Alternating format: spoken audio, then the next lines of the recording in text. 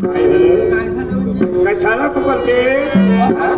आपला बाळाचा येईल हा? त्याच्या भोक्यासाठी काही तुम्ही आणलं की नाही? कुणी? तुम्ही हो गेलो होतो. काय? गेलो होतो. मग? तो प्रसाद सापडायला हा. तिथपर्यंत गेलो होतो, त्याच्या घरापर्यंत.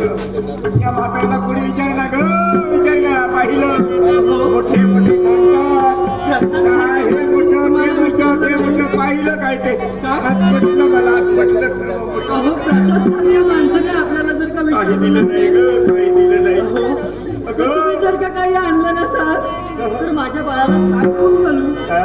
अहो त्या बाळाची तुला काळजी आहे, हो. माझी तुला नाही ग.